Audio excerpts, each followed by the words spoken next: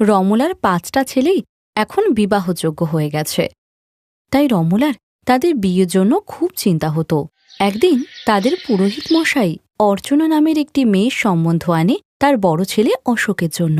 তাই রমলা একদম দেরি না করে ধুমধাম করে ছেলের বিয়ে দিয়ে দেয়। আর গৃহপ্রবেশের সময় বৌমাকে বলে, আসো বৌমা, আমার বড় বৌমা, শ্বশুর বাড়িতে তোমাকে স্বাগত।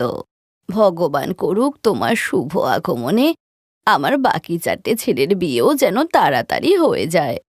পরের দিন রমলা তার বৌমার ঘরে একটি শাড়ি নিয়ে গিয়ে তাকে বলে, এই নাও বৌমা, আজ তো অনুষ্ঠান আছে, এই অনুষ্ঠানে তুমি এই শাড়িটাই পরো। মা, আপনার খারাপ না লাগলে আমি আমার মায়ের দেওয়া শাড়িটা কি পরতে পারি?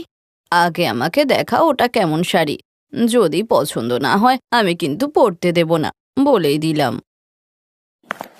এরপর অর্চনা বেনারসি শাড়িটা এনে শাশুড়িকে দেখায়, যা দেখে রমলা অবাক হয়ে যায়।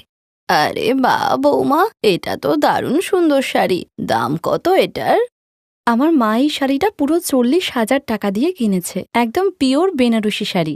মা বলেছিল অনুষ্ঠানে এই শাড়িটাই পরার জন্য। আচ্ছা আচ্ছা, ঠিক আছে, তুমি এই শাড়িটাই পরে আসো, তাড়াতাড়ি তৈরি হও, পাড়ার মহিলারা নিচে চলে এসেছে। কিছুক্ষণ পর অর্চনা তৈরি হয়ে নিচে নেমে আসে।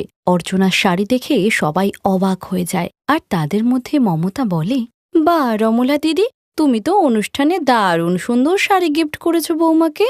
ও বাবা, তোমার মনটা এত বড়, আমরা তো জানতামই না। আসলে কাকিমা, আরে হ্যাঁ হ্যাঁ, এই শাড়িটা আমি দিয়েছি বৌমাকে। আসলে বড় বৌমা বলে কথা, দামি শাড়ি তো দিতেই হতো। রমলা সবার সামনে মিথ্যে কথা বলে, সেই সঙ্গে অর্চনাকেও চুপ থাকতে বলে। বেচারি চুপচাপ নিজের মায়ের দেওয়া শাড়ির পুরো ক্রেডিট তার শাশুড়ি মাকে দেয়। শাড়ির সঙ্গে সঙ্গে অর্চনার সুন্দরতার প্রশংসাও সবাই করে। এর কিছু সময় পর দ্বিতীয় ছেলেরও বিয়ে হয়। আর তারপর রমলা তার বড় বৌমা অর্চনার ঘরে গিয়ে তাকে বলে, বৌমা, একটা দরকার ছিল, আগামীকাল মেজ বৌমার অনুষ্ঠান আছে, তো তোমার ওই বেনারসি শাড়িটা আমার কাছে দিও, আমি ওকে পরতে দেব। নইলে ও হালকা শাড়ি পরলে পাড়ার লোকেরা বলবে বড় বৌমাকে তো ভালো শাড়ি দিয়েছিলে। ঠিক আছে মা, আমি এক্ষুনি আনছি।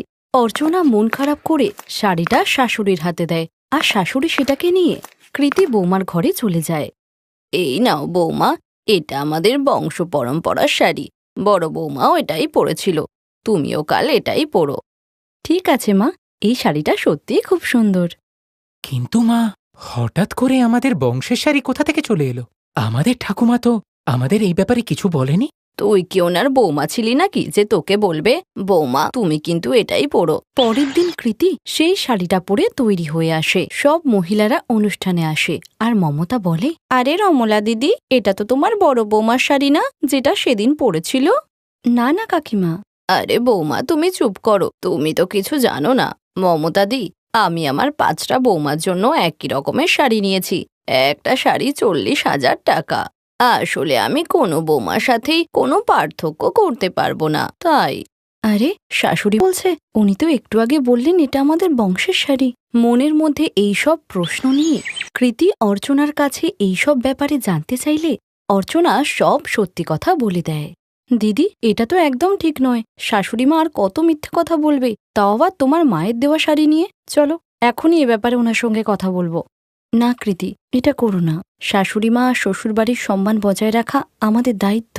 কিছুদিন পর অর্চনার বাকি 3টে ছেলের জন্য 3 বোনের সম্বন্ধ আসে, কিন্তু রমলা এই সম্বন্ধে না বলতেই যাবে, ঠিক তখনই তার ছোট ছেলে বলে, মা, ওই 3টে মেয়েকে আমাদের 3 ভাইয়েরই পছন্দ, তাহলে তুমি কেন বারণ করছো? কেননা শাশুড়ি মায়ের কাছে তো 3টে বেনারসি শাড়ি নেই, তাই। চুপ কর কৃতি। বাচ্চাদের সম্মতির কারণে রমলাকেও রাজি হতে হয়, আর সে তার 3টে ছেলের বিয়ে 3 বোন কুসুম, সীমা আর পূজার সঙ্গে করায়। এরপর বৌমাদের গৃহপ্রবেশের সময় রমলার প্রতিবেশী মমতা বলে, আরে বা রমলা দি, এখন তো তোমার 3টে বৌমাই একই সঙ্গে এসেছে, আমি তো এটা দেখার জন্যই অপেক্ষা করছি যে 3টে বৌমা একই রকম বেনারসি শাড়িতে কেমন লাগবে। মা, কাকিমা কোন শাড়ির কথা বলছে? আমি বলছি তোমাদের, শোনো। আমাদের শাশুড়িমা তার 5টা বৌমার জন্য 40,000 টাকা দামের 5টা বেনারসি শাড়ি কিনেছে। কাল তোমাদেরকে দেবে ওগুলো পুরো। আরে আমি তো বলবো তুমি কালকে তোমার 5টা বৌমাকে একই সঙ্গে ওই বেনারসি শাড়ি পরিয়ে দাও। কি সুন্দর লাগবে দেখতে তাহলে সবাইকে। বাহ কাকিমা, কি ভালো আইডিয়াটা। কৃতি, তুমি সবকিছু জেনেও এমন কেন বলছো? কেননা একদিন সত্যিটা তো সামনে আসবেই দিদি। এই মমতা তো আমার পিছনই ছাড়ছে না। আসলে ভুলটা আমারই। বৌমা শাড়িকে নিজের দেওয়া শাড়ি বললে ভুগতে তো হবেই।